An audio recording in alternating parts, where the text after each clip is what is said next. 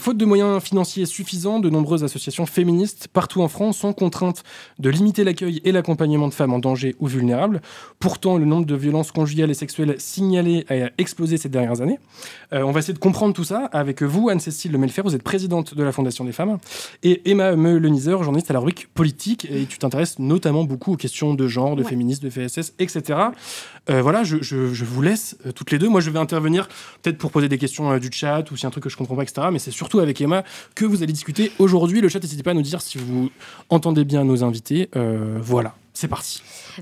Donc juste pour petit rappel, vous avez sorti une enquête la semaine dernière sur les conséquences des coupes budgétaires aux associations féministes pour les femmes en danger ou dans le besoin. Il y a 148 associations qui vous ont répondu, c'est ça, partout en France, dont 122 accompagnent du public. Et elles vous ont répondu, il y a un chiffre qui est assez édifiant, en fait, c'est 70% d'entre elles qui déclarent que leur situation financière est dégradée, voire très dégradée par rapport à 2024. Ça se traduit notamment par 6,7 millions d'euros de pertes nettes estimées et une baisse de 15% en moyenne des subventions à la moitié de l'année 2025. C'est ça. Donc, moi, la première question, ce que j'aimerais bien savoir, c'est qu'est-ce qui a motivé cette enquête ? Est-ce que c'est les associations féministes qui vous ont interpellé sur le sujet ? Est-ce que c'est vous qui leur avez questionné sur leurs subventions ? Alors nous, on est la Fondation des femmes. La Fondation des femmes, c'est la fondation de référence en France qui va justement lever des fonds auprès du public. Donc tout le monde peut faire un don à la Fondation des femmes. Et ensuite, cet argent va le redistribuer à plein d'associations partout en France, dont certaines sont petites et n'ont pas du tout la capacité de solliciter le public et de lever des fonds. Et dans ce travail-là, évidemment, du coup, nous, un de nos axes principaux, c'est celui-là. Et donc, l'argent, c'est vraiment notre sujet, en fait, de travail. Donc, on fait régulièrement des études sur où est l'argent contre les violences faites aux femmes, qui finance quoi, comment ça se passe. Et en fait, en suivant l'argent, ce qui est hyper intéressant, c'est que quand on suit l'argent, en fait, on va voir à quel point il y a parfois une différence entre les discours. Et après, justement, quand on regarde les sous, qu'est-ce que vraiment tu es en capacité d'avoir envie de faire sur ce sujet ? Et dans ce cadre-là, de toute façon, on avait l'intention de faire une étude sur, à nouveau, comment ça se passe en 2025 pour les associations. Et cette envie-là, elle a rejoint aussi, effectivement, des remontées de terrain d'associations qu'on accompagne au quotidien, puisqu'on finance plus de 600 ou 700 associations déjà. Donc, elles nous parlent toute la journée. Et évidemment, quand elles ont des problèmes, elles viennent nous en parler. Et donc, on a eu, depuis le début de l'année 2025, des alertes, en fait, qui nous sont remontées, d'associations qui nous disent « là, c'est la galère, on ne sait pas comment on va faire, etc. » On sent qu'en fait, elles sont un peu plus fébriles que d'habitude. Et les grands réseaux associatifs aussi, la Fédération nationale Solidarité Femmes, qui regroupe des centres d'hébergement, la Fédération nationale des centres d'information des droits des femmes et des familles, qui regroupe toutes les permanences juridiques, enfin un certain nombre d'entre elles, et la Fédération du planning familial, sont venus aussi nous voir et nous ont dit, en fait, là, on a, en 2025, c'est plus grave que d'habitude, et on a besoin de l'aide de la Fondation des femmes. Donc, on a fait cette enquête qui recoupe du coup tout ça, et on voit qu'effectivement, ça permet d'objectiver. C'est-à-dire, c'est pas juste, on n'a pas juste reçu 3 mails. Hein. On a fait une enquête, on a envoyé ce questionnaire à plus de 1000 associations, donc 150 associations à peu près ont répondu, et parmi elles, on voit qu'effectivement, la situation pour elles, pour ces 140 et quelques, est effectivement très inquiétante. Et c'est pour ça qu'on a donc publié cette enquête rapidement à la rentrée. Et nous, c'est vraiment notre rentrée féministe, quoi. C'est dire, en fait, là, on commence à voir une sorte de... pas un revirement, mais on y est presque, quoi. On sent qu'il y a une sorte de virage, en fait. Ou en tout cas, il y a une intention de tourner le volant sur la lutte contre les violences faites aux femmes, mais pas dans le bon sens du coup du volant. Comparé à ce qui est annoncé par l'État, notamment, je pense à le ministère, parmi l'origine des coupes budgétaires, vous mettez qu'il y a les communes. Juste pour les gens qui nous écoutent, rappeler les chiffres, en fait, d'où viennent l'origine de ces coupes budgétaires. Elles proviennent à 38% des conseils départementaux, 31% des communes, 26% du ministère des droits des femmes, qui est censé être le chef de file de la lutte contre les violences faites aux femmes. Comment on peut l'expliquer, ça ? Alors, sur tout ce qui est département, effectivement, c'est là où il y a les plus grosses coupes et c'est là où il y a les coupes immédiates parce qu'en fait, leurs budgets ont déjà été votés. Et on sait que les départements sont les collectivités aujourd'hui quasiment les plus en difficulté puisque c'est les départements qui portent toute l'action sociale. Et avec les problématiques sociales en France, avec l'explosion de la pauvreté, de la précarité, les problématiques de logement, etc., tout ça, derrière, en fait, c'est les dépenses départementales. Et donc, on sait très bien que les départements sont dans une situation financière très grave.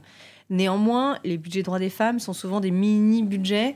Donc, c'est un peu radin de venir chercher ces budgets-là quand on a des difficultés financières. C'est des choix politiques. C'est des choix politiques, voilà, clairement. Parce que c'est pas ça qui va sauver un département.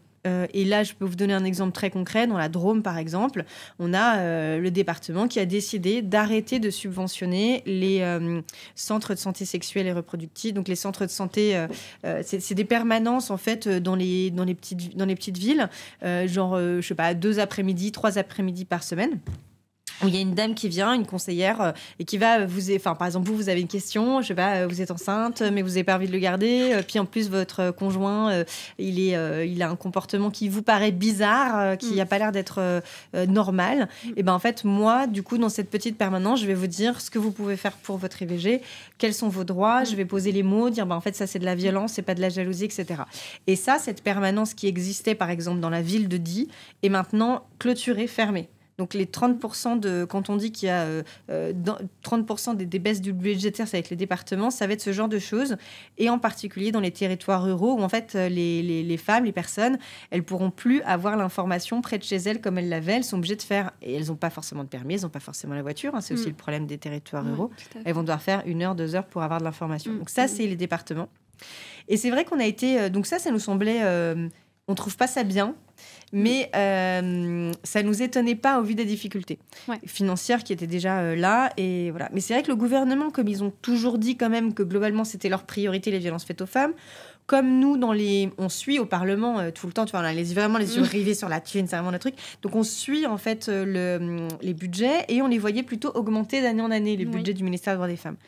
Donc c'est vrai qu'on a été assez surprise de voir qu'une partie significative des associations nous disait qu'en fait, elles avaient peur d'avoir des baisses de la part du ministère ou qu'elles avaient eu déjà des indications qu'elles allaient avoir des baisses ou carrément plus de sous. Donc on a regardé ça de plus près en disant mais c'est bizarre parce que normalement, il y a quand même 70 millions d'euros, c'est le ministère des droits des femmes, c'est son budget. C'est plus que l'année dernière, c'est plus que l'année d'avant. Du coup, comment ça se fait ? Et en fait, quand on regarde, c'est quoi ces 70 millions d'euros ? Une grande partie de l'augmentation qu'il y a eu année après année, c'est parce qu'il y a eu des nouveaux projets, des nouvelles choses qui se sont passées. Par exemple, l'aide universelle d'urgence. Si vous êtes une femme victime de violence, vous pouvez contacter votre CAF. Et votre CAF, en fait, si vous souhaitez partir de là où vous habitez, elle peut vous donner une aide universelle d'urgence pour vous aider à partir. Comme c'est un droit, ça a été créé il n'y a pas longtemps. Et donc, chaque année, il y a plus de personnes qui vont demander à leur CAF de l'argent. Et donc, ce budget-là, il augmente. Donc, c'est ce budget-là qui augmente dans le budget, mais ce n'est pas l'argent qui est donné aux associations pour avoir, comme je le disais tout à l'heure, des permanences juridiques, des permanences psychologiques, etc. Et là, en fait, quand on regarde, c'est à peu près 38 millions. Donc, on voit déjà, c'est quasiment 2 fois moins que le budget. C'est ça qui est consacré aux associations. Et en fait, ce budget, il n'a pas augmenté en 2025. Il n'a pas augmenté en 2024. Et en fait, ce qui a augmenté, c'est d'autres trucs. Et du coup, comme il y a de plus en plus de femmes qui vont voir ces permanences, comme par ailleurs, l'État, parfois, met un peu en concurrence les associations, en finance une, puis le lendemain préfère financer une autre. Et bien, en fait, on a un certain nombre d'associations qui, là, cette année, n'ont pas ou n'ont moins, ou pensent qu'elles vont avoir moins, en tout cas, de financement. Et c'est vrai que voilà, c'est un peu contre-intuitif quand on regarde que les grandes lignes, que les grandes sommes. En fait, on a l'impression qu'il y a plus d'argent, mais en fait, en réalité, sur le terrain, vous, moi, n'importe qui, demain, et ben en fait, il y aura moins de permanence. Ce qu'on a vu aussi sûrement vous allez en parler tout à l'heure, mais ce qu'on nous on a vu dans l'étude, c'est que ça touchait en particulier les territoires ruraux.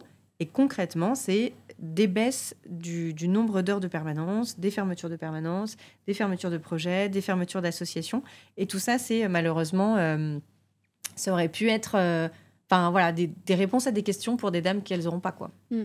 Je fais juste une toute petite aparté. J'ai mis dans le chat le lien du communiqué que vous avez produit sur donc, l'enquête dont vous parlez. Et dans ce communiqué, il y a le lien pour avoir l'étude avec beaucoup de graphiques, beaucoup de chiffres qui est assez lisible. Donc si ça vous intéresse, si vous voulez aller creuser un peu tout ça, le chat, n'hésitez pas à aller faire un tour là-bas. Voilà. Donc, un peu pour récapituler, il y a un éparpillement en fait des dispositifs qui sont créés. Ouais. Donc, l'argent se répartit sur tous ces dispositifs-là. En fait, il n'y a pas plus d'argent, en tout cas pour les associations qui ont justement qui viennent en aide au public. Il n'y a pas plus d'argent en 2025. D'accord. Okay. Il y en a même moins, puisqu'en fait, il y a plus de demandes. Et que comme on a des financeurs, par exemple, départementaux ou des villes qui coupent leur budget, que l'État ne compense pas du tout, voire même va préférer financer une autre association tout d'un coup. En fait, on a des assos qui se retrouvent du jour au lendemain à devoir licencier 1, 2, 3, 4 personnes, voire fermer des permanences, voire mettre la clé sous la porte. Vous savez comment sont faits ces choix-là de la part du gouvernement ? On va financer tel asso, puis en fait, nous, on arrête, on va financer celle-ci. Non, ça, c'est les directions régionales aux droits des femmes. Donc ça, c'est les fonctionnaires, c'est la préfecture. Il y a probablement des directives nationales, mais c'est des choix qui sont faits effectivement localement. Après, moi, ce que je trouve dommage, c'est aussi la manière dont... c'est un petit peu technique, mais en gros, les subventions aujourd'hui, on est passé en fait d'un système où l'État finançait un peu régulièrement dans la durée à des appels à projets. Et donc, en fait, il faut chaque année que les associations déposent des dossiers, trouvent une idée hyper innovante, hyper sexy. Alors qu'en fait, concrètement, ce qu'elles font, c'est elles font de l'aide psychologique aux femmes victimes de violences. Et comme les violences masculines, globalement, ça reste les mêmes, en fait, on ne va pas non plus innover des tonnes, quoi. Je veux dire, à un moment donné, c'est un service public qui est rendu. C'est comme si, je sais pas, tous les ans, votre médecin, il devait... inventer un nouveau projet pour réussir à être financé par la Sécu en inventant une nouvelle manière de... Bah non, vous avez la grippe et vous soigne, quoi. Enfin, je sais pas comment dire. Ouais. C'est un peu une manière de prouver que vous êtes utile, en fait. C'est ça qu'on vous demande. Ouais, c'est ça. En fait, il n'y a pas de service public de la lutte contre les violences faites aux femmes. Ce sont les associations qui vont permettre à l'État de mettre en place, partout sur le territoire, des services à destination du public. Il n'y a pas... donc en fait, l'État s'appuie sur ces associations, a besoin de ces associations pour sensibiliser aux violences faites aux femmes, venir en aide aux dames, leur donner un hébergement, etc. Donc elle va les financer. Mais elle les tient un peu... elle tient la bride très courte, on va dire, parce qu'il faut que l'association, chaque année, redépose un projet. Elle n'est jamais sûre qu'elle va être financée. Elle doit à chaque fois trouver un truc hyper sympa à dire. Et si demain, il y a une autre association, elle a le droit, qui se crée sur le territoire ou pas loin et propose un autre truc, elle va être en concurrence. Et elle n'est pas sûre qu'en fait, l'État va les préférer, elle, plutôt qu'une autre. Donc, en fait, ça met ces associations dans une précarité. C'est souvent ça dans le secteur associatif. Mais là où c'est particulièrement difficile sur les violences faites aux femmes, c'est que ce sont souvent des toutes petites associations.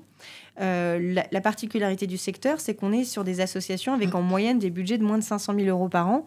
Donc, en fait, c'est vraiment des petites associations avec quelques salariés. Donc, souvent, la directrice, elle fait tout.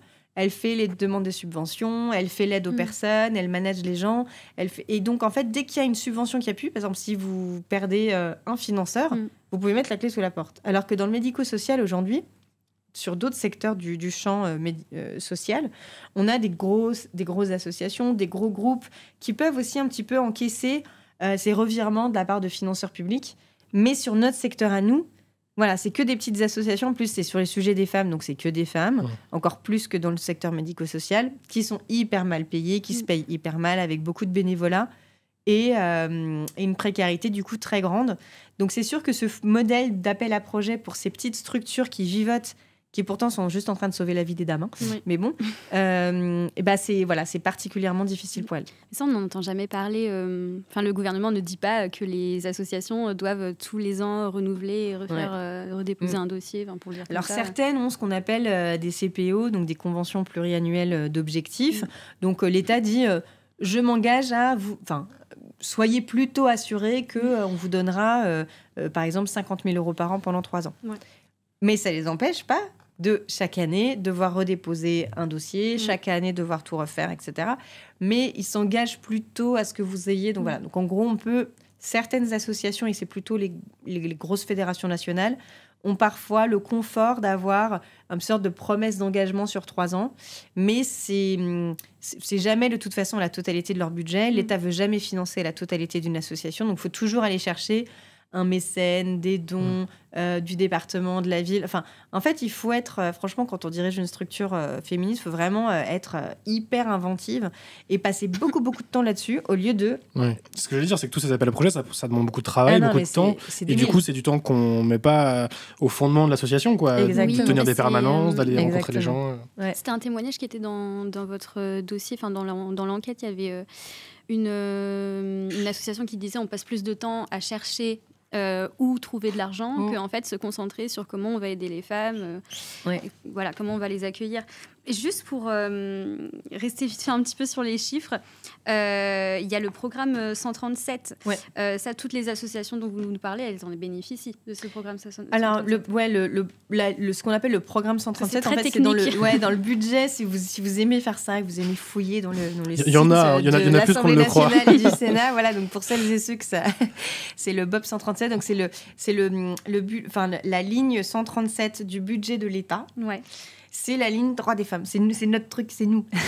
c'est le budget pour faire progresser l'égalité femmes-hommes, lutter contre les violences faites aux femmes. Et du coup, c'est ce budget-là qui a 70 millions d'euros aujourd'hui. Donc, il faut quand même reconnaître que, faut être tout à fait honnête, en 2017, il était à 26 millions. Donc, on l'a beaucoup augmenté, on l'a beaucoup fait augmenter. Maintenant, il faut être aussi honnête. En fait, c'est rien du tout par rapport au budget de l'État, qui est de 144 milliards. Donc, en fait, on a 70 millions. Ça a l'air d'être beaucoup, parce que si c'était dans notre compte en banque, franchement, oui.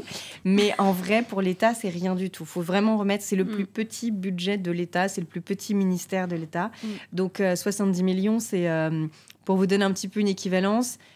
si on veut construire un lycée quelque part, et c'est très bien, il faut le faire, ça coûte 50 millions. Donc c'est juste pour vous donner un peu une équivalence. Voilà. Pardon, juste par exemple, est-ce qu'on pourrait chiffrer le budget pour aider une seule femme, par exemple, qui est victime de violences conjugales et qui se présente dans une association? Alors là, c'est ce qu'on a fait justement, parce que quand on a vu du coup les questionnaires qu'on a envoyés aux associations, sur les 150 environ qui nous ont répondu, quand on cumule, on leur demande combien vous allez perdre cette année. On a fait fichier Excel, on fait somme égale 6 700 000. 6 700 000, on s'est dit, OK, ça veut dire quoi en termes de femmes aidées, effectivement? Et c'est environ 6 000 femmes. Alors, c'est une équivalence. Donc, c'est 6 000 femmes qui ne seront pas aidées. C'est pour vous donner un ordre de grandeur, parce que certaines associations, ce qu'elles font, c'est de la sensibilisation dans les écoles, d'autres, c'est de l'accueil, de la permanence. Donc, ça ne veut pas dire exactement 6 000 femmes. C'est juste pour vous donner une ordre d'idée. Effectivement, quand on dit 6 millions, 6 000 femmes, c'est à peu près ça. Je prends quelques questions du chat parce que je vois que ça fait beaucoup réagir. D'abord beaucoup de messages de soutien qui louent votre travail. Merci, faites des dons. N'y a-t-il pas des fonds européens dédiés à cette cause? Vous nous parliez des fonds français, du budget français. Est-ce qu'il y a des fonds européens? Oui, alors il y a des fonds européens. Il y a effectivement, par exemple, le FSE. Là, il y a un appel à projet en cours. Donc, si vous avez une association, n'hésitez pas à regarder. Après, par exemple, l'une des particularités du secteur associatif féministe en France, c'est qu'il ne fait pas... Vraiment, je ne connais pas une seule association qui reçoive des fonds européens, parce que pour réussir à recevoir des fonds européens, il faut être une structure en capacité de les recevoir, de faire la demande, d'être prise au sérieux par l'Europe, de recevoir cet argent, de faire le projet avec toutes les contraintes européennes. Et en fait, c'est des projets qui sont souvent gros. Et donc, ça demande pour ces structures-là d'avoir une énorme armada, surtout de comptables, de chefs de projet spécialisés. Et donc, en fait, le problème des fonds européens, c'est que si vous les recevez, si vous avez la chance de réussir déjà à comprendre où est-ce qu'ils sont, comment répondre, à les recevoir ensuite, là, vous avez peut-être des grosses sommes. Et du coup, vous devez avancer souvent ces sommes. Ah oui. Et si jamais vous n'avez pas bien fait, pas remis le bon truc, le bon malin, en fait, c'est pour vous. Donc, il y a des associations qui ont mis la clé sous la porte à cause de programmes européens. Donc, c'est des programmes où il faut être justement... Ça marche très bien pour les grosses structures. Ouais, qui peuvent se permettre d'avoir un petit trou dans leur trésorerie si jamais elles ont pas. Et qui ont surtout aussi des équipes qui font que ça, hyper compétentes, qui savent comment faire pour gérer et piloter des projets européens avec tous les process et les comptes rendus et les tableaux d'objectifs et de machin. Alors que tu vois, les petites associations, si c'était 3-4 dans le Puy-de-Dôme, tu vas pas, que tu n'as pas de comptable, que c'est la directrice qui fait un peu tout toute seule, c'est le casse-gueule au possible. Et sauf que le secteur féministe, à nouveau, n'a pas de grands groupes, n'a pas de grosses structures. C'est que des petites structures un peu partout. Et donc, pour elle, c'est dangereux, ce genre de projet. Mais on est en train de regarder comment nous, la Fondation des femmes, justement, on peut aider aussi ces petites structures à recevoir ce genre de fonds, à gérer, parce que nous, on a réussi là, à avoir une structure un peu plus en capacité de rendre des comptes et d'être bien armée aussi en termes de fonctions support pour pouvoir les aider là-dessus. Quelqu'un dans le chat a l'air de confirmer ce que vous dites, puisque dit c'est hyper compliqué les subventions européennes. On a déjà essayé, c'est juste impossible. Et cette même personne nous disait c'est exactement la même chose dans les associations LGBTI+. Voilà. C'est des toutes petites structures. Mais encore avec plus de concurrence de subventions. Vous parliez des concurrences, enfin la mise en concurrence des différentes assos. Voilà, peut-être une dernière question du chat. Où c'est qu'elle est On ne se rend pas compte dans les associations féministes du nombre de corps de métier qui sont présents. En fait, on a besoin de comptables, on a besoin de psychologues, de juristes, tout ça. En fait, c'est pas juste des gens qui sont là. C'est très bien qu'il y ait des gens qui sont là pour l'aider, mais on a besoin vraiment de corps de métier. Est-ce que les associations un peu cheloues, genre anti-VG, touchent aussi des subventions publiques ? Alors en fait, j'ai vent là en ce moment, je sais plus exactement comment il s'appelle, mais oui, malheureusement, en fait, notre grand ami Pierre-Édouard. Ah, c'était voilà. Vous aussi, c'est un ami à vous, alors. Bah oui, c'est pour ça que je dis notre grand ami. Je vous inclus dedans, parce que vous avez fait un super travail. Bravo, Lima, pour ça. De mise en lumière de leur plan machiavélique. Très, très machiavélique. C'est vraiment cela. Il faut... Enfin, bref. Et du coup, dans leur... par exemple, lui, mais Bolloré, c'est un peu pareil. Ils ont vraiment dans leur idée, en fait, de faire émerger aussi des associations et de soutenir des associations qui vont, par exemple, travailler différemment la question de conseils conjugaux et de conseils sur la vie sexuelle et affective. Ils vont le maquiller en jolies phrases. Voilà, donc en fait, ils vont vous aider à... c'est effectivement, là, on sait qu'il y a ce genre de choses qui se montent en ce moment. Il y a des enquêtes qui sont en cours qui vont bientôt sortir là-dessus. Donc, qui se montent en ce moment, effectivement.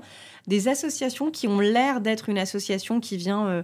conseiller les couples et conseiller les dames qui ont des problèmes de fertilité ou qui ont des choses comme ça, qui se posent des questions sur leur contraception et qui vont leur dire, en fait, sur la contraception, un truc hyper bien, c'est la contraception naturelle. Voilà. Donc, évidemment, ça marche pas. Du coup, tu tombes enceinte et voilà. En tout cas, c'est pas fiable du tout. Hein. Non. Donc, on sait que ça existe, on sait que ça se monte et donc, voilà. Il y a un rapport, qui est très, très important.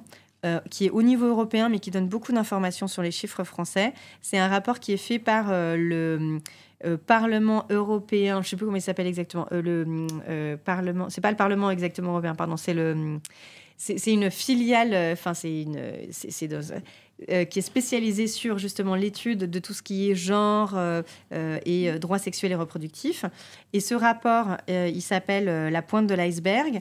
Ce rapport, il a mis en lumière les financements anti-genre, les financements américains, les financements russes à l'époque des oligarques russes et les financements du coup de l'aristocratie, de la grande de ce mélange de catholicisme et de trucs européens et particulièrement français vers des mouvements anti-genre. Donc ça, c'est un rapport qui a plusieurs années déjà et je sais que là, il y a donc cette enquête en cours. C'est un nouveau rapport qui va sortir là dans les prochaines semaines. Donc moi, je l'attends de pied ferme, qui justement chiffre, et c'est monstrueux, les millions d'euros qui ont été déjà, au moment de la manif pour tous, déversés en particulier en France, dans certaines fondations et dans certaines associations pour soutenir les mouvements contre le mariage pour tous. Et aujourd'hui, je pense que les flux financiers sont un petit peu différents, avec moins de flux russes, probablement, puisqu'on ne peut plus. Et probablement qu'il y a des flux américains. Et certainement, on va voir apparaître, à mon avis, encore plus de flux français, par exemple, avec Sterrin et Bolloré, qui viennent financer, par exemple, la fondation Jérôme Lejeune. Donc, je ne sais pas si vous connaissez cette fondation. C'est une fondation qui... Si vous allez sur le site, vous voyez qu'il lutte contre la trisomie. Donc, ils luttent pas contre la trisomie. C'est une fondation spécialisée sur la trisomie. Ils luttent pas du tout contre. Ils sont au contraire sur l'accompagnement des jeunes, des personnes en fait atteintes de trisomie. Ils soutiennent des projets, des très jolis projets comme le Café Joyeux par exemple, qui sont des cafés dans lesquels travaillent des personnes trisomiques. Et ça, c'est la façade. Et en fait, en réalité, derrière, ce qu'ils font surtout, c'est la grande fondation qui finance tous les anti-IVG en France. Voilà, c'est la façade de la fondation. Voilà. Et donc, elle va vous dire, on est sur les maladies génétiques, on protège les enfants, etc. Ils font aussi un bon travail sur, évidemment, le soin à ces personnes. Mais quand vous voyez, regarde, tu vois, là, si tu descends, défendre, ce qu'ils font, c'est qu'en fait, ils sont dans tous les grands procès internationaux contre l'IVG. D'accord. Et en fait, le président de cette fondation, par exemple, il est appelé comme conseil et soutien par les États anti-IVG contre des femmes dans leur pays. Donc c'est vraiment, par exemple, au Honduras, ils sont horribles. Donc eux, par exemple, ils reçoivent des fonds français, mais aussi des fonds étrangers. Ils en ont reçu pas mal aussi, je crois, autour de la Manif pour tous. Et donc ce nouveau rapport qui va sortir, là je l'attends, va probablement montrer, à mon avis, une augmentation des financements des anti-IVG, des anti-genres, des anti-droits. Merci pour cette réponse un peu parenthèse. Je te laisse continuer. Non, mais très bien. On a un peu dérivé. Mais en tout cas, c'est nos ennemis. Mais ce qui est intéressant, du coup, et je comprends ta question dans ce sens-là, nous, on regarde ce qu'ils font de manière très attentive. Et ce qu'on voit, c'est qu'en fait, ils sont beaucoup plus en capacité que nous, entre guillemets, le camp progressiste, de se structurer et de se financer. En fait, eux, ils ont compris que le nerf de la guerre, c'est quand même l'argent. Et donc, c'est pour ça qu'en fait, il y a des millions en fait, qui se déploient sur ce genre de fondation pour aller financer partout en France et en Europe des mouvements et des mobilisations anti-LGBTQIA+, anti-droits des femmes, anti-IVG. Et nous, c'est vrai que la Fondation des femmes, on est un peu unique. On n'existait pas il y a 10 ans. On s'est créé aussi pour ça, pour être la fondation qui défend les droits et qui a un peu les moyens de le faire et de soutenir le secteur associatif. Et quand je l'ai créé il y a 10 ans, je me disais, un jour peut-être, on aura besoin de défendre même l'IVG. Mais je me disais, je dis ça comme ça, quoi. Je veux dire, et je ne pensais pas que 10 ans plus tard, on allait être dans une situation où finalement, peut-être que le fait que la Fondation des femmes réussisse à récolter un peu de fonds, réussisse à avoir un peu quelques avocats, etc., ça va peut-être demain être vraiment encore plus... ça l'est aujourd'hui encore plus important qu'on ne le pensait. Voilà. Je vous ai remis le lien de votre site internet où vous pouvez justement faire des dons. Voilà. Merci. Juste rebelote sur notre sujet. Ça avait été dit pendant la conf de presse la semaine dernière, et puis là, vous l'avez dit, en 2017, il y avait 26 millions de budget et qui a augmenté chaque année. Malgré tout, le budget est toujours insuffisant. Est-ce que c'est aussi parce que avec MeToo, on encourage les femmes sont davantage encouragées à parler et donc à se rendre dans des structures qui les aident. Mais donc, ça va nécessiter de l'argent public. Donc, est-ce que l'État n'a pas mesuré l'ampleur du mouvement MeToo en termes de dépenses publiques ? C'est clair. Alors, soit on a la version dit il n'a pas fait gaffe, il a pas vu. Il n'a pas remarqué. Il n'a pas remarqué. Ouais. Qui aurait pu prédire, quand tu dis allez-y, mesdames, prédire. parlez, que ça allait se faire. Donc, effectivement... il n'a pas il a pas les yeux sur les stats, on peut se dire ça, parce que c'est vrai qu'en fait, là, ce qu'on voit aussi, c'est une explosion des plaintes pour viol, violences sexuelles, violences conjugales, etc. Et on a, et du coup, il y a quand même les remontées à la fois des gens, de la gendarmerie, de la police et des tribunaux qui disent, en fait, là, on a 3 fois plus d'enquêtes, on fait comment ? On n'est pas 3 fois plus d'enquêteurs. Donc ça, c'est sûr qu'il y a cette explosion-là. Et derrière, en fait, ce qu'on peut voir au niveau de police, justice, gendarmerie, c'est aussi au niveau des associations. Elles ont 3-4 fois plus qu'avant 2017. Et c'est une bonne nouvelle, d'appels, de gens qui leur demandent conseil, de femmes qui souhaitent partir, du coup, de demandes d'hébergement, de demandes de...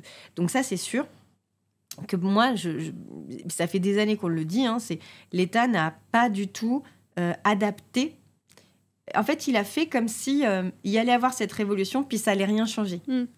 Mais en fait, évidemment, ça change des choses. C'est juste des femmes qui parlent. Voilà. Mais derrière, il n'y a rien. Voilà, c'est allez-y, parlez. Mais après, moi, ce que je me dis, c'est qu'il y a peut-être derrière une manière un peu très machiste de voir tout ça. Allez-y, parlez, c'est un peu cause toujours. Ouais.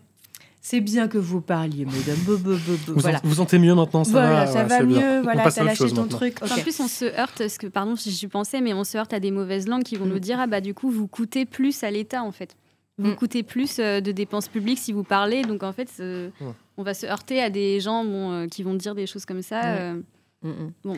Après, ce qui est intéressant, c'est que, et c'est pour ça que moi je pense que c'est une manière très machiste de voir des choses, parce que quand tu regardes combien coûte la virilité, donc combien coûte l'attitude machiste des hommes que n'a pas les femmes, quand tu vois combien coûtent les violences conjugales, les violences faites aux femmes, justement en termes de prison, en termes de tribunaux, en termes de tout, de dégradation de tout, de vie humaine aussi. Tu te dis, en fait, c'est complètement pas logique. Donc, moi, ce que je pense qu'il y a derrière, c'est qu'en fait, l'État, c'est une manière un peu qu'a le patriarcat de freiner les choses. Parce que quand tu vois l'explosion des classements sans suite, un classement sans suite, c'est une dame qui a fait tout le chemin d'aller porter plainte, de machin truc, et qui se retrouve, elle, classée sans suite. Donc, en fait, monsieur ne sera jamais inquiété. Et on a aujourd'hui, il y avait une étude qui l'avait montré en 2022 ou 2023, 94% de classements sans suite des plaintes pour viol. Donc, quand vous portez plainte pour viol, donc vous allez jusqu'à porter plainte, c'est pas toutes les femmes, hein, eh bien, vous avez que 6% qu'il y ait des poursuites en fait derrière. Et c'est pas parce qu'il y a des poursuites qu'il y a forcément un procès et forcément une condamnation, etc. Donc en fait, on voit que l'appareil judiciaire, ce qu'il a un peu fait pour le moment, c'est qu'il a géré entre guillemets le problème MeToo en classant sans suite et en classant en fait tous ces trucs. Donc je pense que ce qu'ils se disaient, c'est elles vont parler, elles vont porter plainte et puis une sorte de manière d'étouffer MeToo, en quelque sorte, de ne pas vouloir regarder les choses en face, de ne pas vouloir accepter que les femmes soient vraiment des citoyennes à part entière, à égalité, qu'elles aient elles aussi absolument le droit d'être respectées, d'avoir accès à la justice. C'est pour ça aussi qu'on demande une grande loi intégrale contre les violences sexuelles, parce que suite à MeToo, il n'y en a pas eu.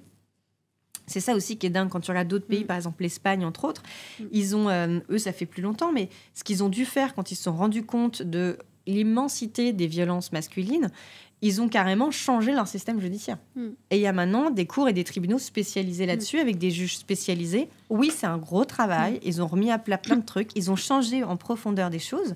Et nous, pour le moment, c'est un peu comme si on voulait MeToo, mais sans les conséquences de MeToo. Puis, si ça vous intéresse, je vous invite à aller lire le livre de Violaine de Philippis Abbat, qui s'appelle justement Classée sans suite, qu'on connaît bien à l'UMA, parce qu'elle est chroniqueuse à l'Humanité. Elle est géniale, Violaine. Voilà. Donc si ça vous intéresse, le classement sans suite, n'hésitez pas. Je me permets aussi sur le coup de la virilité. C'est un très bon livre de Lucie Peytavon. Ouais. Oui, copine en plus, j'aurais dû la citer, pardon. Donc lui, sur ce que coûte la violence masculine. Mais t'as raison, c'est aussi un sacré coup dans la face. C'était voulu, j'ai pas du tout fait une faute. C'est les coups de la virilité. Voilà. Combien coûte les coups de la virilité? Le coût de la virilité, donc ce que la violence masculine coûte à l'État. C'est aussi ça, ne pas prendre le problème à la racine, en fait. C'est ne pas mettre en place de la prévention, les moyens d'éduquer aussi les hommes à être moins violents, parce qu'en fait, s'ils étaient moins violents, ça coûterait moins cher à l'État. Plutôt que de dire, les femmes qui portent plainte, ça coûte cher. En fait, on est victimes, en fait. C'est pas nous qui avons fait... c'est pas nous qui avions violé, pour le dire crûment. Je voulais juste revenir, vous avez parlé de les dispositifs au sein des associations qui étaient les premiers à sauter quand il n'y avait pas d'argent. Donc c'est tout ce qui est considéré comme moins urgent. Donc ça va être de la prévention, un peu d'accompagnement. Est-ce que vous pouvez nous rappeler un petit peu pourquoi ces dispositifs ils sont quand même très importants? La prévention, c'est quand même assez important. L'accompagnement, c'est ce qui va orienter les personnes aussi dans leur parcours. C'est vrai, comme vous le disiez, si on doit faire des choix, on va évidemment d'abord se dire la dame qui va toquer à la porte ce soir, il faut qu'elle ait un lit quelque part. Donc, je vais peut-être arrêter les actions d'aller dans les écoles pour prêcher la bonne parole, parce qu'en plus, c'est des actions qui sont vraiment pas du tout rentables et qui coûtent, en fait, des formatrices, etc. C'est très mal rémunéré par l'Éducation nationale, voire quand ça l'est d'ailleurs. Donc, je vais plutôt fermer ce service-là pour me concentrer sur les trucs vitaux, quoi. Et d'urgence, finalement, de réponses très concrètes à court terme. Ouais, c'est ça. Sauf que, en fait, là, on arrive, je trouve, plus que jamais, là, en 2025, on est vraiment sur, en fait, des vrais combats idéologiques. Et on le voit avec la manière dont les jeunes hommes, dont en fait la progression des idées d'extrême droite et la progression des idées masculinistes qui sont absolument liées, les deux. Et c'est les jeunes hommes aujourd'hui, la plus grande partie des nouveaux, de ceux qui sont attirés en fait par ce qu'on appelle le masculinisme. Donc le masculinisme, c'est la version politique du machisme. Et voilà, vous faites un travail formidable à l'humanité. C'est voilà. Je cherchais parce que je me rappelle il y a un an. Non, mais c'est ça, tu vois. Je trouve que ça a explosé. Enfin, c'est vraiment apparu au grand jour. Fin 2024, début 2025, avec l'arrivée de Trump, de Musk, de Zuckerberg, de machin. Enfin là, voilà. Alors que ça mijote depuis sur les réseaux sociaux. Ça a été mis en avant par Pauline Ferrari notamment avec son livre Former à la haine des femmes. Pour citer une autre autrice sur le sujet. C'est devenu un stream de recommandations, mais c'est très bien aussi qu'on donne des éléments. C'est la grande librairie. Non, mais c'est vraiment parce que ces livres-là sont vraiment bien comme base pour comprendre la chose, quoi. Donc en tout cas, c'est vrai que c'est du court terme. Enfin, c'est important parce qu'on sauve des vies, mais en fait, à long terme, on fait comment ? Parce que si jamais on a moi, ce que j'aimerais, c'est me dire que demain, il y a moins de violence. Pas juste on aide les dames qui aujourd'hui souffrent, bien sûr. Mais je pense que nous aussi, tous ici autour de la table, on est d'accord pour se dire qu'idéalement, un jour, il y a moins, voire peut-être idéalement plus de violences spécifiques sur les femmes. Donc, pour ça, il faut nécessairement parler aux garçons. Parce que je pense que, d'ailleurs, nous, les féministes, on est les plus... je pense qu'on est les plus optimistes sur ce que sont les hommes. Parce qu'on croit vraiment que c'est pas dans les gènes, que c'est possible que les hommes soient différents. Et on pense que c'est possible qu'ils changent. Et c'est possible que les jeunes hommes ne reproduisent pas les violences qu'ils ont pu voir leur père exercer, leur père même payer ailleurs. Et donc, on croit vraiment qu'un jour, ce sera possible que les hommes ouvrent les yeux. Mais pour ça, notre philosophie, c'est de les former. C'est mieux que de les punir. Donc, pour les former, on pense qu'il faut... Ces formations, c'est sûr, c'est du long terme. On ne voit pas l'impact tout de suite. Mais je ne sais pas comment faire autrement, en fait, pour qu'un jour, il y ait moins de violences faites aux femmes que de la sensibilisation et de la formation. Oui, c'est pourquoi c'est très important. Voilà. Juste une dernière petite question, je ne sais pas si on a le temps. Moi, j'ai le temps. Je ne sais pas vous ce que vous faites cet après-midi, mais moi, j'ai le temps. Là, on est à mi-2025. Est-ce que vous savez combien... On revient sur des chiffres, ça va peut-être un peu difficile, mais à la mi-2025, du coup, il manque 6 millions d'euros, c'est ça ? Attendez, je me perds dans les chiffres. Alors ça, c'est sur les 140 associations. Donc, on n'a pas une photographie... Enfin, c'est une... ça dit que ça. Ça dit que sur ces 140 associations, il manque 6,7 millions. Je ne peux pas dire combien il manque dans la France. Parce que je ne peux pas les extrapoler. Je ne peux pas dire c'est un échantillon de X parce qu'en fait, elles ne sont pas... Enfin bref, toutes les associations sont très différentes sur le territoire, donc c'est pas facile. Mais en tout cas, il leur manque ça. 6,7 millions, ça c'est sûr. Je ne sais pas combien il manque au secteur en général. Mais nous, ce qu'on a voulu aussi vraiment faire là, c'est tirer la sonnette d'alarme. On l'a fait aussi là parce qu'on sait qu'il va y avoir les discussions sur le budget. Bon, il s'avère que Bayrou a souhaité introduire un nouveau sujet de discussion vis-à-vis du budget qui est doit-il démissionner ou pas, mais partir ou pas. Mais en tout cas, nous, ce qu'on voulait aussi, on voulait tirer la sonnette d'alarme là en disant attention, n'ayez pas l'impression que tout va bien, tout va mieux. En fait, là, on commence à sentir vraiment une sorte de recul. Et en fait, c'est pour ça que nous, on suit toujours l'argent à la Fondation, parce que c'est tellement signifiant, ça veut dire tellement de choses. Quand tu commences à retirer des sous, ça veut dire qu'en fait, demain, c'est quoi ? Ça va être les droits, ça va être quoi ? Donc, en fait, on sent, avec le fait que là, ça commence à devenir acceptable dans les collectivités et au niveau de l'État, de moins financer. Donc, ça veut dire qu'en fait, c'est moins la priorité. Et donc, nous, ce qu'on a voulu faire avec cette étude-là, tout de suite, c'est dire, on tire la sonnette d'alarme. On ne va pas attendre la catastrophe que toutes les associations mettent la clé sous la porte pour vous alerter. Là, on vous le dit là, maintenant. Le vent est en train de tourner. Mais il ne faut pas qu'il tourne. Donc là, les discussions sur le budget, les parlementaires, ils vont avoir ça dans la main. Ils peuvent très bien augmenter demain, lors des discussions sur le budget, ils pourront augmenter le budget du ministère des droits des femmes s'ils le souhaitent. Ils peuvent aussi, tous les élus locaux dans leur ville, c'est bientôt les élections municipales d'ailleurs, ils peuvent très bien proposer d'augmenter les budgets municipaux sur ce sujet. Et les départements, les collectivités, etc. également. Mais en tout cas, on a quand même là des discussions au niveau de nos représentants qu'on espère influencer avec ce rapport. Et puis on espère aussi que les gens qui trouvent que c'est bien l'égalité, qui trouvent que c'est bien le féminisme, puissent nous donner les moyens de continuer à défendre les droits des femmes et à protéger celles qui sont victimes de violences.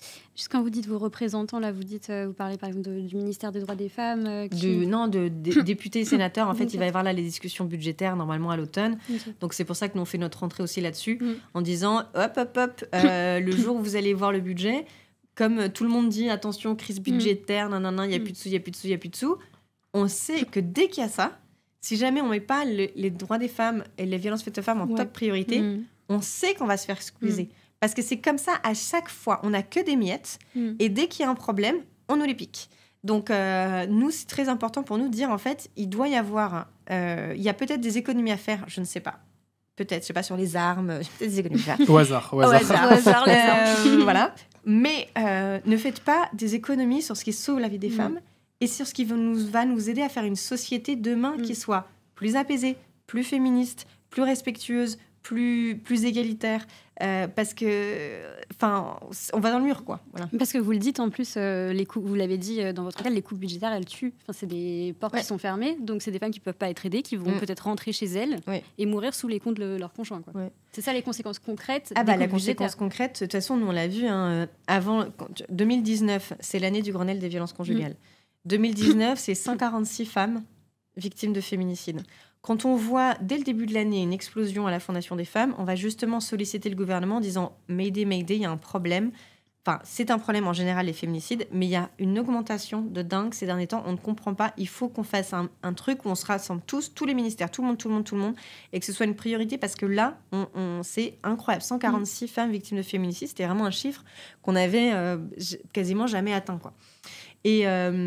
il n'y a pas eu vraiment de moyens importants mis sur la table, mais néanmoins, on a eu quand même un élan politique. Et ensuite, les années d'après, les députés se sont bagarrés quand même pour mettre un peu plus de sous. Donc, on a quand même eu quelque chose qui s'est passé à ce moment-là. Plus de facilité, plus d'écoute de la part des départements, des villes, de l'État, etc. Et tu regardes, l'année d'après, on est à 110, même pas 102 féminicides. Donc, si tu veux, c'est une chute de 50% des féminicides. Je ne peux pas croire que ça n'a rien à voir. Évidemment que quand on en fait une priorité comme on l'a fait, quand on bouge tout le monde, quand on bouge toutes les collectivités, quand on bouge tout l'État, quand on met un peu plus de moyens, et y compris du coup du privé, nous on a reçu des dons d'entreprises, des dons de particuliers, etc. On a ouvert des centres d'hébergement, on a fait plein de trucs. Bah oui, ça bouge. Donc malheureusement, l'inverse va être vrai. Si tu refermes ce que tu as fait, j'ai bien peur. Je vois pas... Enfin, tu vois, il y a un moment donné, moi, je vois comment ça se passe, les féminicides. C'est vraiment le moment où elles quittent leur logement. Si on n'est pas là, c'est le moment où elles sont le plus en danger. Donc, il faut absolument qu'il y ait des dispositifs d'accompagnement. Oui. Et juste, vous avez, suite à votre enquête, vous avez eu des députés qui vous ont contacté, qui vous en avez discuté ? Non, alors non, pas des députés, pas vraiment là tout de suite. En tout cas, on sait que ça n'a pas été tout à fait apprécié au plus haut niveau. Voilà. Mais que voulez-vous, on ne peut pas faire autre chose que dire la vérité. Donc voilà. D'accord. Et est-ce que, plus globalement, vous avez ressenti un impact un peu médiatique à la hauteur de ce que vous aspirez ? Parce que donc, c'était le 27 août que vous avez publié l'enquête, donc la semaine dernière. C'était la fin des vacances, il commençait à y avoir tout ce bordel un peu gouvernemental. Est-ce que vous avez l'impression que ça a quand même eu un impact médiatique, politique, ou est-ce que c'est un peu passé peu trop inaperçu pour politiquement, je ne peux pas encore vous dire les conséquences. J'espère que ça va fonctionner. Médiatiquement, je trouve que les médias, ils nous ont quand même... vous êtes là, par exemple, vous me donnez la parole, c'est super.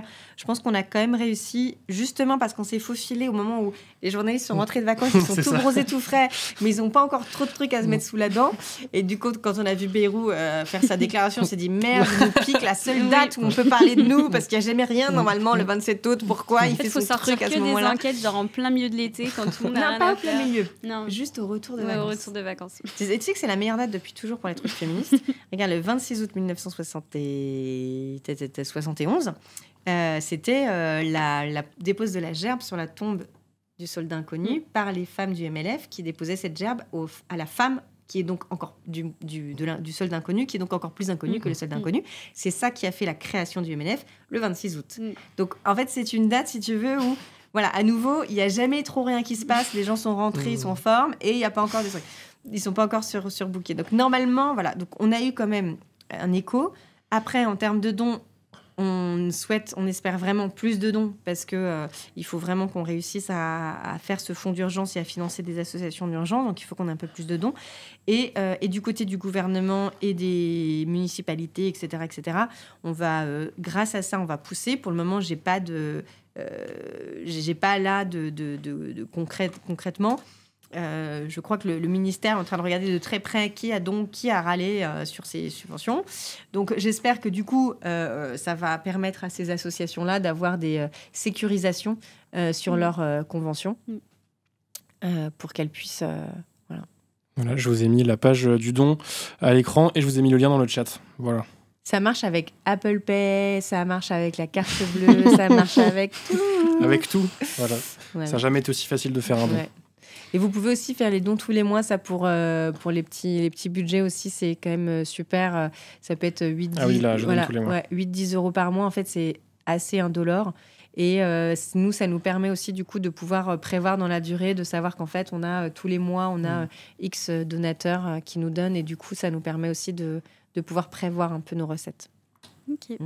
Très bien. Très bien. Est-ce que tu avais d'autres questions, Emma ? Non, j'en ai évidemment, mais bon, il faudrait une journée entière. Est-ce que vous avez un mot de la fin, peut-être pour celles et ceux qui nous regardent ? Alors, faites des dons, ça on a bien compris. Ouais, c'est sympa. Faites des dons. C'est vous qui avez le mot de la fin. Non, mais c'est... le monde qu'on a là en ce moment, c'est vraiment... On voit à quel point... pour moi, en tout cas, à quel point c'est absolument fondamental d'avoir un secteur féministe qui est vivant, qui est vibrant, qui fait des trucs pour les victimes aujourd'hui, bien sûr, mais qui défend aussi un autre modèle de société. Et donc, je crois qu'aujourd'hui, plus que jamais, il faut vraiment être à leur côté, les soutenir. Merci beaucoup.